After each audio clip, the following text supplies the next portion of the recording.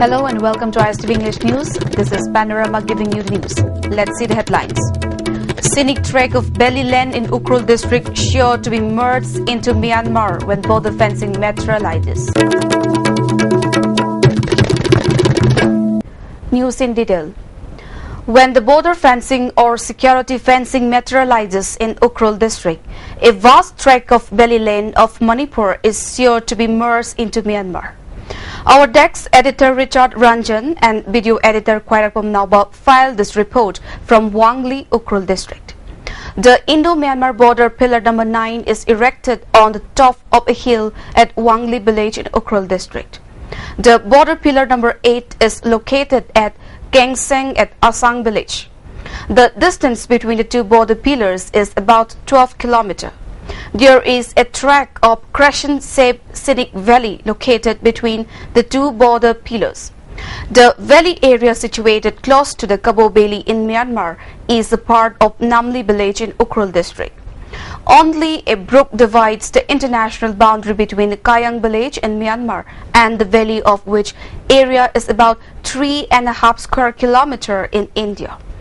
What is alarming in the minds of all Manipuri people in general and the people of Namli village and Ukhrul district in particular is that a vast tract of land including the valley is most likely to be merged into the territory of Myanmar when the border fencing, or what the Indian authority later called security fencing, comes up in the district. This valley is the second biggest valley area next to More in the border areas of Manipur. Village leaders expressed serious apprehensions on the valley area likely to be merged into Myanmar.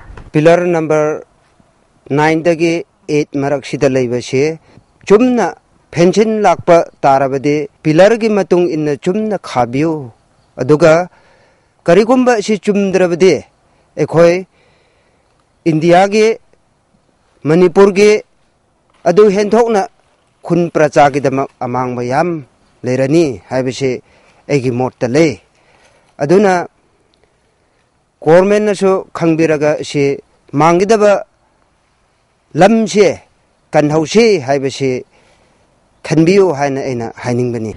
Chief of Manthauram village, M. Athing, appealed to the authority concerned to let the people know the exact line on which the border fencing is to be erected and how far the fencing will affect the village land. Precaution to Hodana, government gi aningba aduga parcha ke aningba karino haibasi khangdadana kanagumbana magi apamba torakpa matamda India gi Manipur ge lamse mangidaba chauna le aduna yarimam khai masi border fencing se laktringaida sida chatkani haibase mayam pumna ke mamanda clear cut oina government na yam phachana line se clear dobio haibase ekhoi parcha pumna ke aningbani amasung apambani. The foundation stone for a new office building of United Committee Manipur UCM was laid on the campus of the UCM office at Lumphel today. While condemning the incidents of killing outsiders by unknown armed groups, President of UCM Y. Nabachandra appealed to all concerned not to do anything that may create misunderstanding between the outsiders and the indigenous people. Convener of JCILPS, Ibutombi Kuman, R.K. Ranendrajit, and office bearers and members of UCM participated in the ceremony. Y. Nabachandra laid the foundation stone. Speaking on the occasion, Nabachandra said the building to be constructed will be a 3-storied building. There will be a conference hall. He appealed to the people to extend help and cooperation to the construction till it is completed. He further said that the UCM strongly condemns the series of bomb blasts which killed several outsiders. Well, there is a movement going on for implementation of the ILP system. Carrying out such activities may facilitate misunderstanding in the minds of the people outside Manipur.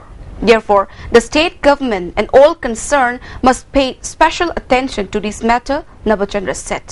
Pendaba, Nuaitaba, Yanindaba Kaya Madu human value to Kumbira Kanda, Muyugi, Sibu, Punshi Sibu, Tang Takamata Tambira Kanda, Tomanba, the approach, Natagana, Marila Nabasinda, Taxila Kanda, Madugi, Apamba, Tawi Musimbu, Madu Taubugi, Hamzabadu, using the Makedi, Hamzani, Madudina Tadana, Mr. Yamsinga, the Mina, terror attack using the Man Bamunga, which a terrible Tongsin City using Yavung and Zero, Chongba, Nimba Kaiba, Kari Hatare, Moitaba, Kayam Kanga, Pumorikan, the Lapodamo, Mokana Sumato, Singasizu, Tolibra, Habisizu, using Masi Kanjay. Now national and international news. Lalu Yadav, Nitish Kumar and Mulayam Singh Yadav targeted Prime Minister Narendra Modi from one platform today in the first major protest organized by the group of political parties preparing to come together as the Samajwadi Janata Dal. Today, the leaders focused on black money and accused Prime Minister Narendra Modi of reneging on his election promise of bringing black crores in untaxed money staged in foreign accounts. They keep saying tweet these days. I told my son Teswi to tweet to Ramdev and ask about his promises on black money. Lalu Yadav, the chief of the Rashtriya Janata Dal, said, referring to the yoga teachers campaign supporting the BJP before the May election. Delhiites woke up today to its coldest morning in the last 5 years, with the minimum temperature recorded at 4.2 degrees Celsius, 4 notches below normal, the lowest this season. Dense fog and low visibility in the national capital also delayed several flights and trains. At least 16 flights were delayed, while 5 were cancelled in Delhi's worst fog of the season yet. Around 50 trains were also delayed, while 12 others were rescheduled. The Met Department has forecast a cloudy day ahead with dense fog in the evening. Monday ahead will be cloudy and fog is likely to remain throughout the day, said an official of the India Meteorological Department IMD. On Sunday, the maximum temperature in the capital plunged to 15 degrees, 7 degrees below normal. The Met Department has said intense cold conditions will continue across the northern region. In Delhi, cold day conditions are expected, which means maximum temperature of less than 16 degrees. In the fall of 2008, a 30-year-old computer expert named Zarar Sahar roamed from outposts in the northern mountains of Pakistan to save houses near the Arabian Sea, plotting mayhem in Mumbai, India's commercial gem. Sahar, the technology chief of Lashkar-e-Taiba, the Pakistani terror group, and fellow conspirators used Google Earth to show militants the routes to their targets in the city. He set up an internet phone system to distinguish his location by routing his calls through New Jersey. Shortly before an assault that would kill 166 people, including 6 Americans, Sahar searched online for a Jewish hostel and 2 luxury hotels, all sites of the eventual carnage. But he did not know that by September, the British were spying on many of his online activities, tracking his internet searches and messages, according to former US and Indian officials and classified documents disclosed by Edward J. Snowden, the former National Security Agency contractor.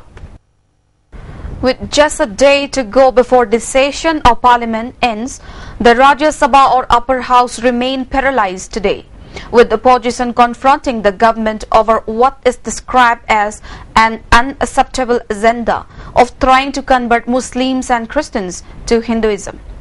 Like all of last week, the opposition's protests meant no business could be transacted. Leaders demanded the Prime Minister explain his government's stand on conversions. You don't need a 56-inch chest to come here. You just need a 4-inch heart to come here, said Trinamool leader Derek O'Brien, referencing the PM's famous campaign line about the country's need for a leader with a strong chest.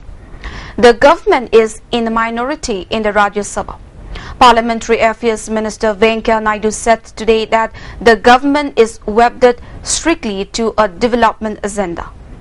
Responding to a query from the Prime Minister's office, The Law Ministry has said it cannot get information from Switzerland on black or untaxed money stashed by Indians in accounts before May 2011. The Law Ministry has advised that a UN Convention against corruption cannot be invoked to extract information on those who have black money in Swiss bank accounts, as India and Switzerland have a bilateral protocol.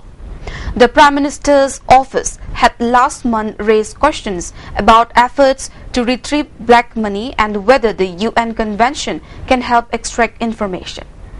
NDTV had been the first to report on the questions sent to the Law Ministry.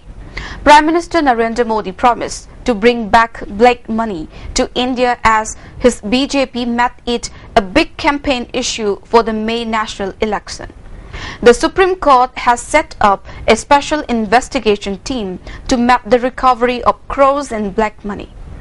India's new treaty with Switzerland on sharing of information on bank accounts came into effect in November 2011. The local branch of Al-Qaeda in Pakistan's Peshawar said on Sunday its heart was bursting with pain over the Taliban's massacre at the Pakistan school and urged the militants to target only security forces. Last week's attack killed 149 people, most of them children of the local army personnel. The Taliban claimed it was a revenge for the army action against its families. Our hearts are bursting with pain and grief over this incident, Osama Mahmoud, spokesman for Al-Qaeda's South Asia chapter, said in a 4-page statement emailed to the media. Pakistan has described the bloody rampage as its own mini 9/11, saying it was a game changer in its fight against terror. The outrage has apparently eroded the sympathy for militants in a country where many people have long been suspicious of the US-led war or terror. There is pressure on the army to intensify the offensive launch this year on terror havens along the Afghan border. A driver shouting Allahu Akbar, God is greatest, plowed into pedestrians in eastern France on Sunday, injuring 11 of them, just a day after a man yelling the same words was killed in an attack on police officers. 2 of the people injured in the car attack in the city of Dijon were in a serious condition, a police source said, adding that the driver had been arrested. The man, born in 1974, is apparently unbalanced and had been in a psychiatric hospital, a source close to the investigation told AFP, adding that for now his motives are still unclear. The man had targeted groups of passerby at 5 different locations in the city on Sunday evening in a rampage that lasted around half an hour, the police source said. 9 people were lightly injured and 2 others seriously, but their lives do not appear to be in danger, the source added. Well, that's all we have for now, but before we wind up, let's have a quick look at headlines once more. Scenic trek of Belly Lane in Ukhrul district sure to be merged into Myanmar when border fencing materializes. Thank you for watching our news, and for more updates, please stay tuned.